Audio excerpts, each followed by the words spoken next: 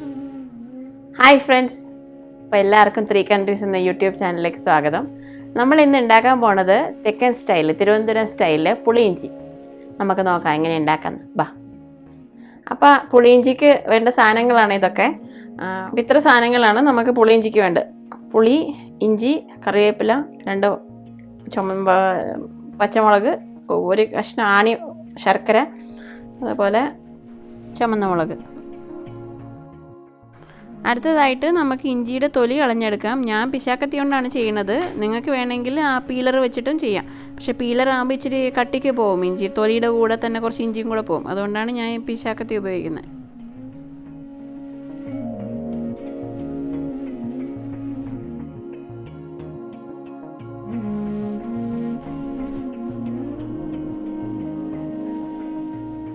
അപ്പം നമ്മൾ തൊലിയെല്ലാം കളഞ്ഞ് നമ്മൾ ഇത്ര ഇഞ്ചിയാണ് ഇപ്പോൾ തൊലി കളഞ്ഞെടുത്ത് വെച്ചിരിക്കുന്നത്. നമ്മൾ സാധാരണ ഈ എന്താണ് ചിപ്സിനൊക്കെ അരിയത്തില്ലേ, കായ ചിപ്സൊക്കെ ഉണ്ടാക്കുക, ഉപ്പേരിയൊക്കെ ഉണ്ടാക്കാൻ വേണ്ടി വറുക്കുന്ന പോലെ, അതുപോലെയാണ് വട്ടത്തിലാണ് അരിഞ്ഞെടുക്കേണ്ടത്. അതാകുമ്പോൾ കരിയത്തില്ല.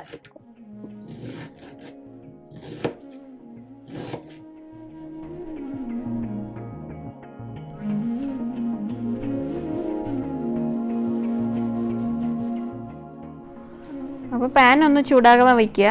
അപ്പോൾ അതിലെന്തെങ്കിലും വെള്ളത്തിൻ്റെ അംശം ഉണ്ടെങ്കിൽ അതൊന്ന് പോവും. അപ്പം നമുക്ക് എണ്ണ ഒഴിക്കാം. ഇല്ലാതെ ഒഴിച്ച് കഴിഞ്ഞാൽ നമുക്കതിങ്ങനെ തെറിച്ചു പോകും.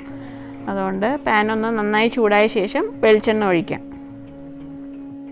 വെളിച്ചെണ്ണ കുറച്ച് നന്നായിട്ട് ഒഴിക്കാം. കാരണം നമ്മൾ ഈ ചിപ്സൊക്കെ വറുത്തെടുക്കത്തില്ലേ, കായ് ചിപ്സൊക്കെ, അതുപോലെ നമുക്ക് ഈ ഇഞ്ചി വറുത്തെടുക്കണം. അപ്പോൾ അതുകൊണ്ട് അത് നന്നായി മുങ്ങി വറുത്തെടുക്കാൻ പറ്റുന്ന രീതിയിൽ നന്നായി വെളിച്ചെണ്ണ ഒഴിക്കുക. എണ്ണ ഏകദേശം ചൂടായി. അപ്പോൾ നമുക്ക് അരിഞ്ഞു വെച്ച് ഇഞ്ചി ഇടാം.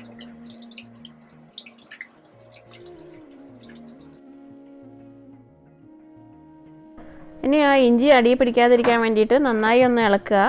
അപ്പം നമ്മൾ ഇളക്കുമ്പോഴും അത് അടിയിൽ പിടിക്കത്തില്ല, അല്ലെങ്കിൽ അടിയിൽ പിടിച്ചു പോകും.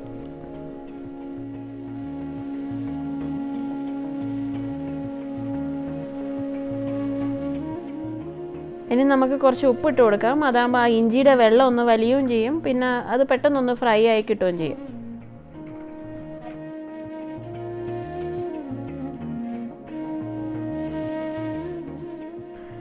ഞാൻ കുറച്ച് ചൂട് കൂട്ടി വെച്ചിരിക്കുവാണ്. നിങ്ങൾക്ക് വേണമെങ്കിൽ ലോ ഫ്ലെയിമിൽ വയ്ക്കാം. പക്ഷെ ഇച്ചിരി സമയം കൂടുതലെടുക്കും ആവാൻ വേണ്ടിയിട്ട്. മറ്റേതാകുമ്പോഴേ പെട്ടെന്ന് ഫ്രൈ ആയി കിട്ടും. തീ ഇച്ചിരി കൂട്ടി വെച്ചിരിക്കുന്നതുകൊണ്ട് നമ്മൾ ഇളക്കിക്കൊണ്ടിരിക്കേണ്ടി വരും, അല്ലെങ്കിൽ അത് കരിഞ്ഞു പോകും. അപ്പോൾ ഏകദേശം നന്നായി ചുമന്ന് വരുന്നുണ്ട്. അപ്പം ഇച്ചിരി നമുക്കൊന്ന് തീയൊന്ന് കുറച്ചിട്ട് നമുക്കിതിലോട്ട് ഇച്ചിരി ഉലുവ, അതുപോലെ ചുമന്ന മുളകും,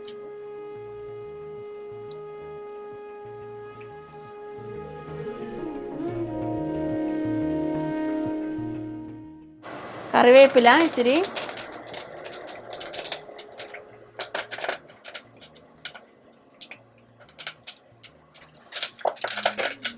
എന്നിട്ട് നമുക്ക് തീ ഓഫ് ചെയ്യാം.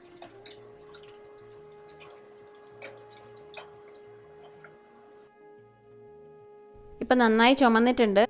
ഇത് ഇനി ഒരുപാട് നേരം തീ അടുപ്പിൽ വെച്ചുകൊണ്ടിരിക്കേണ്ട. അപ്പോൾ അതിൻ്റെ പാകം മാറിപ്പോവും, കരിഞ്ഞു പോവും. അതുകൊണ്ട് നമുക്കത് മെല്ലെ ഒരു പ്ലേറ്റിലോട്ട് നമുക്കത് തണുക്കാൻ വേണ്ടിയിട്ട് മാറ്റാം. ആ വറുത്ത ഉലുവ അടിയിൽ ഇരിപ്പുണ്ടാവും, അത് മുഴുവൻ തട്ടിയിടണം. ഇതാണ് ഇതിൻ്റെ പാകം.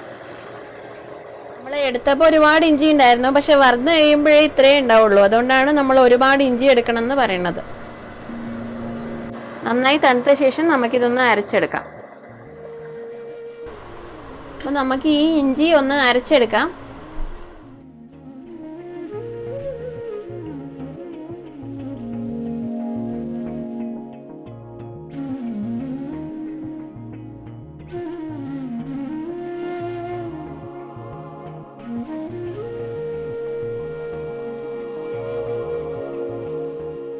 അങ്ങനെ ആ ഉലുവയും ആ ഇഞ്ചിയും ആ മുളകും പിന്നെ കറിവേപ്പിലയും പിന്നെ ഈ പുളിവെള്ളവും കൂടെ ഒഴിച്ചിട്ട് നമുക്കതൊന്ന് നന്നായി അരച്ച് തരും.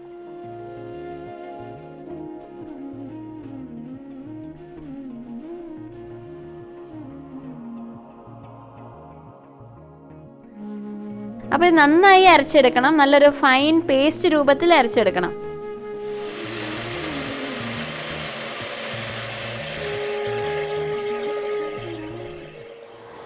ഇനി പച്ചമുളക് അരിഞ്ഞെടുക്കുക ചെറുതായിട്ട്.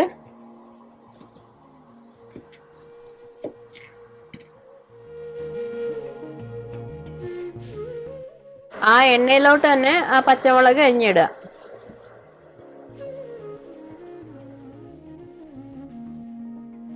ആ പച്ചമുളക് ഒന്ന് മൊരിഞ്ഞു തുടങ്ങിയിട്ടുണ്ട്. അപ്പൊ നമുക്ക് ഈ അരച്ച് വെച്ച കൂട്ട് നമുക്ക് അതിലോട്ട് മിക്സ് ചെയ്യാം.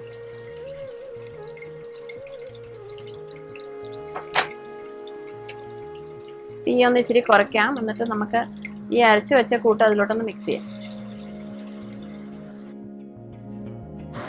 ഒന്ന് തീന്ന് മാറ്റി വെക്കുക, ഇല്ലെങ്കിൽ അത് നമ്മുടെ ഈ ചൂട് എണ്ണയല്ലേ, അതുകൊണ്ടൊന്ന് തെറിച്ചു പോകും പുറത്തോട്ട്.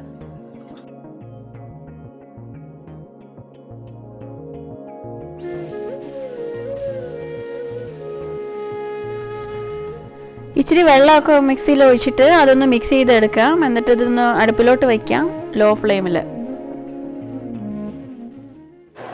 ഇച്ചിരി കായപ്പൊടി,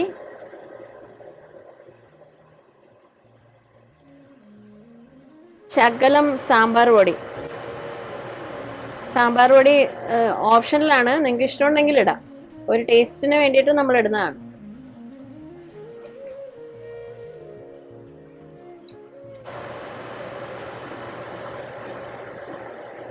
നന്നായി ഇളക്കുക.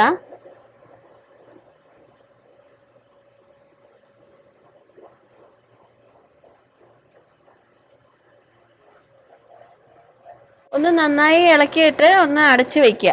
അപ്പോൾ അതിൻ്റെ നിറം ഒന്ന് മാറും. 10-20 മിനിറ്റ് കഴിയുമ്പോൾ അതിൻ്റെ നിറം ഒന്ന് മാറി ഇച്ചിരി കറുത്ത കളറായി മാറും. അപ്പോഴേക്കും നമുക്കത് മനസ്സിലാക്കാം അത് റെഡിയായെന്ന്.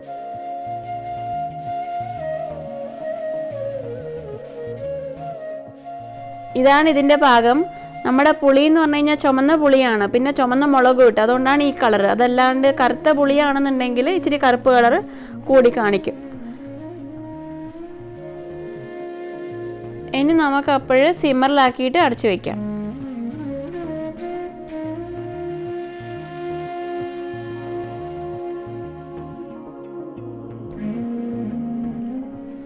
കൊള്ളാം, അടിപൊളി.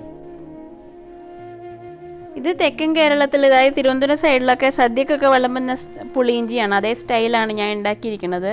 അപ്പോൾ വടക്കൻ കേരളത്തിലൊക്കെ വ്യത്യാസമുണ്ട്, ഇതുപോലെയല്ല ഉണ്ടാക്കുക. അപ്പോൾ അതിൻ്റെ വീഡിയോ ഞാൻ പിന്നെ ഒരു വീഡിയോയിലിടാം. അപ്പോൾ thank you for watching. Please subscribe and share with your friends.